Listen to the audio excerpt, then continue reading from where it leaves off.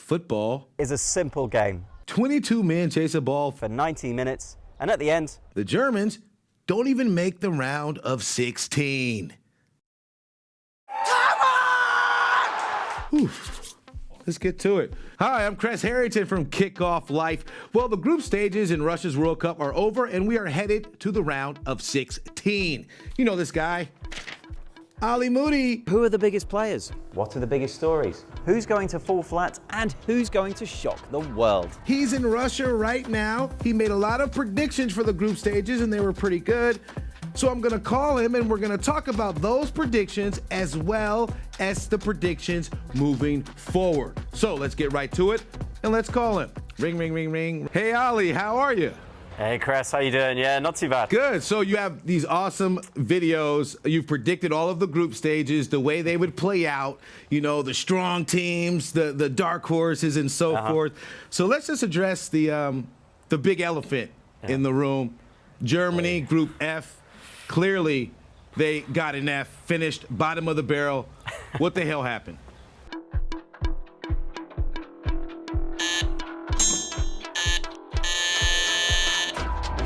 What the hell did happen to Germany, Chris? Honestly, I think a lot of people are searching for the answer for that question at the moment. But I think what it comes down to is that the players didn't show up at any point in the tournament. The attitude didn't seem right. The atmosphere in the squad didn't seem right. Everything just, it didn't come together at all. And, you know, you've got to ask why that is, what's wrong with the players, with their mentality that didn't happen, what's wrong with the coach, why didn't he succeed at getting them together. But, you know, this is what's great about football, right? You know, you can put as much effort as you like into all your predictions and reason and logic and thought and research. At the end of the day, you get Germany performing like that, and you get South Korea and Mexico pulling off the big results over them, and everything else just goes out the window. And then the curse. I mean, we can't ignore the curse. You know, Germany, you know, fulfilling this prophecy, right? Everyone was speculating, will they become the third straight team? It always seems to happen to European teams after they win the cup, following booted out the group. Is the curse real? It looks like it, doesn't it? I mean, it's crazy, but maybe that is part of this arrogance, you know? They go into the tournament as the World Cup champions, and they think they're just going to stroll over everyone. They've had 4 years of being called world champions, Weltmeister, and all this, and, you know, they had the film after the 2014 World Cup, Die Mannschaft, and all this, and so maybe that victory has sort of fed into this arrogance, and maybe that's partly what's caused the problems this time around. And then clearly South Korea, you know, snatched the soul out of Germany, leaving them, you know, dejected on the pitch. And while South Korea flying home with smiles on their face. If you've managed to get Manuel Neuer flying up the pitch, yeah, that was crazy. Trying to be a midfielder, then you must have done a few things right. Yeah. You typically don't see Germany in the, you know, in this hectic mind state of trying to, you know, hurry and get something done. Yeah. All right. Now, what about Iceland? Now, you predicted good, positive things for Iceland as well. They started off hot, and then kind of defrosted there towards the end. What's your take? Yeah, you know, I went to Iceland to do those predictions, and, you know, when you're there, you just get so caught up in this kind of, like, unusual situation that they have of just having such a small population but having a good football team. You know, and the way that brings everyone together. And you really do get caught up with that, and you know how it is. Even as a neutral journalist, Chris, sometimes the heart rules ahead, and clearly that prediction did not go to plan. Now, let's talk Group E, Ali. You predicted very well Brazil and Switzerland. Top of that group. Let's talk about that. Highlights, matches that stood out to you. I think it was a moderately successful group stage for Brazil, but I think they'll be hoping to hit fresh heights after this. I think they'll be hoping that in the next round they can push on and give us the kind of performance that that squad is really capable of, because I think they can do better than they've done so far. Okay, and the final standings ended the way you predicted. They did, yeah. It's always nice. So my question is, how much money did you win? You bet, right? Did you bet some money or what? Chris, you know what? As soon as I put money on something, I jinx it. So I now only bet on my team's rivals. Right, and you were right with the Spain and Portugal. This looked like that could end either way.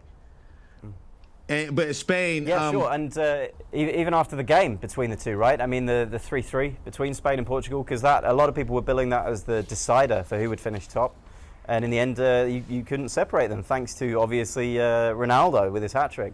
Okay, well done, Ali, with the group stages. So now, clearly, it's time to head to the knockout, one hitter quitter, and you're done. All right, so we have on the board how it lines up so far.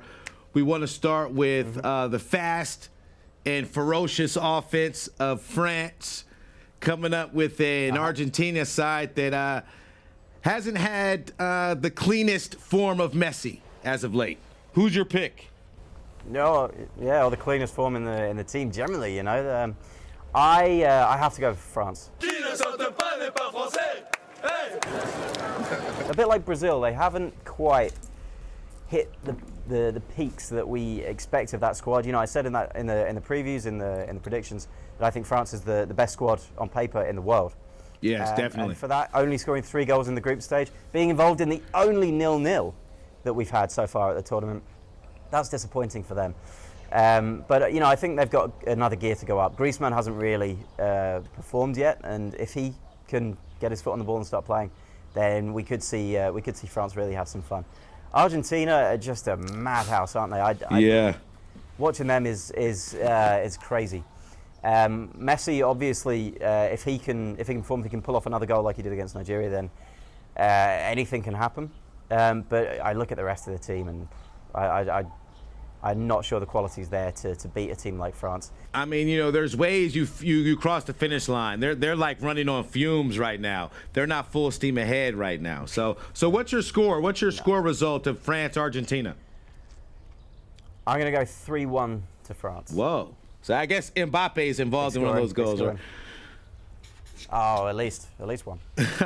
All right, now we have the habitual biter, Luis Suarez versus Cristiano Ronaldo, the only man to score a hat trick versus Spain. Who will rise to the occasion in this match? This is a difficult matchup, I think. This is a tricky one, yeah, definitely, and it's great though, isn't it? That we have France, Argentina, and Uruguay, Portugal already on the first day of the knockouts. Brilliant, top quality matches. It's a really tricky one. Portugal were pretty solid, yeah, but Uruguay, they're the only team at the tournament that hasn't conceded a goal, and so that is what Ronaldo, Quaresma, and co are up against, and I see them just edging this one. Okay. I think, Suarez is in decent form. Scored a couple of goals already. Cavani got on the score sheet finally as well in the last game for them. Right. And just that stable defence with the likes of Godin and Jimenez. Uruguay are a tough nut to crack, and I think they'll be too tough for Portugal. I would say, I think it's going to be low scoring though. I would say that could be a 1-0. And Brazil seems quite pleased. They won't have to deal with bratwurst. And beer. Alemanha já foi embora. Tchau, Alemanha. I think obviously they've got an easier opponent than they were perhaps expecting. But at the same time, I feel like, Brazil, they wanted to get some revenge on Germany for the 7-1 at the last World Cup. Right. And now they're not going to have the chance to do that, not for another 4 years at least. So maybe there's a little disappointment in Brazil. Yeah, or maybe Brazil wanted to see this particular German side, the way they've been performing. Maybe this would have been a blowout score. But Mexico, their opponent, what can we expect from Mexico? They do have speed, we saw that, but does it really compare to Brazil? Nah, not really for me. I think they'll probably try and play a similar kind of game as to what they did against Germany, where they sit back a bit more and then play on the counter. But Brazil do have older centre backs. Their centre backs, I think, are the oldest partnership at the tournament. But I think Brazil have got too much quality for them.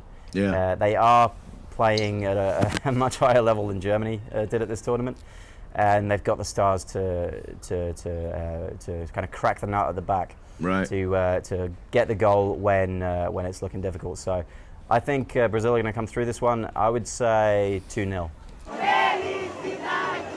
2-0. All right, we have Belgium. They're up against Japan. How do you see this? Will Kevin De Bruyne and company dispose of Japan with ease? Yeah, I think Belgium are a bit like France. They have, on paper, such a talented side, and it's just a matter of trying to get them to play as the sum of their parts. That was a problem at previous tournaments. I think this time it looks like they might have found the formula. I think the likes of Hazard and De Bruyne, as you say, Lukaku is absolutely banging the goals in. I think although Japan have impressed me, I think they should really dismantle Japan. And I go for a bigger score on this one. I'd say 3-0. So we have Belgium. Okay, that brings us to what I would call a wash. Spain versus Russia. Will this be an opportunity for Russia to be brought back to life, back to reality in terms of where they are in world football? Well, I'm really looking forward to this game because it's here in Moscow, and obviously being at a Russia game in Moscow in the knockout stage, like nobody thought they'd get this far before the tournament, least of all me. So it is a big opportunity for them, but I think it's just going to be too tough. I mean, we saw what happened when they finally had to play a good team in Uruguay. They really were not at the same level, basically. And I think it's going to be the same against Spain. I think Spain, not the biggest scorers so far, but I think they'll rack up a couple of goals in this one. And sadly for the host nation, for the locals here, I don't see their tournament going any further. I think this is going to be 2-0 to Spain. And what was your Belgium score again? 3-0. 30. Now we have Croatia. Pretty tight defense, in this tournament, showing grit, led their group up against Denmark, an up-and-coming European club. How do you see this panning out? Yeah, I think Croatia have been one of the most impressive teams at the tournament so far. Denmark, just the 2 goals in 3 games. Not so impressive on the attacking front, at least, although they do have Christian Eriksen. I don't think there's enough there to beat a Croatia team that just looks in flying form. Modric and Rakitic have really hit form at this tournament. Some of the other attackers too, like Rebic with that great finish he had against Argentina.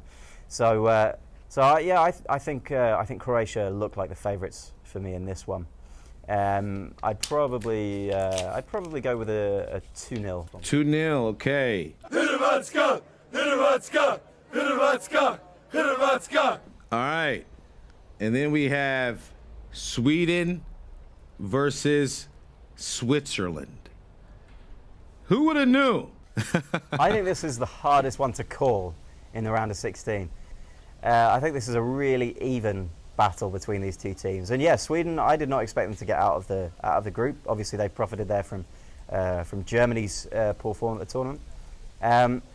But Switzerland, they're a tough team to beat, as Brazil found out. They've got the Albanian force there with Xhaka and Shaqiri, who Xhaka obviously pulling out a great goal from range, and Shaqiri with that brilliant finish late in the game against Serbia. It's such a tough one. I think Switzerland actually has the better team, but I think Sweden, after their successes in the group stage, I think they're just going to edge it. I think really okay. That the atmosphere in the squad, getting through the group stage when they weren't expected to, I think that might just drive them on, and I think they're just going to take this. But I think this is going to go all the way to penalties. Sweden. So 0-0. 0-0. Maybe 1-1. 1-1, and then penalties. Okay, bang. So finally, we made it to the end. I'm sure this is the matchup Ali's really, geared up to talk about. We have James Rodriguez in Colombia versus, who would have known they'd be this loud with their roar, the Three Lions of England. How do you see this panning out, man? I think this is another difficult one. I think this might be the closest matchup in the round of 16. Colombia have got that great flair with the likes of James, with Quintero as well, who really seems to have found his form at this tournament. Falcao, the great goal scorer too. But England, Harry Kane just absolutely banging in the goals. Amazing, yeah. And, a team that looks like it has a real sense of togetherness, which is often what has been lacking for England at major tournaments.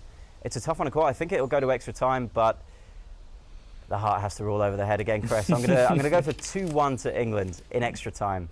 So good, so good. All right, thanks for all of your input, Ali, and we'll talk to you soon, and hopefully you're right with what you call so far. See you, buddy. Nice one, Chris. See you later. So the question is, was Ali right about the quarterfinals? What do you think? How do you think this will pan out? And obviously the biggest question of them all is, which one of these teams will rise to the top and be crowned 2018 World Cup winner? Let us know in the comments below. See you next time.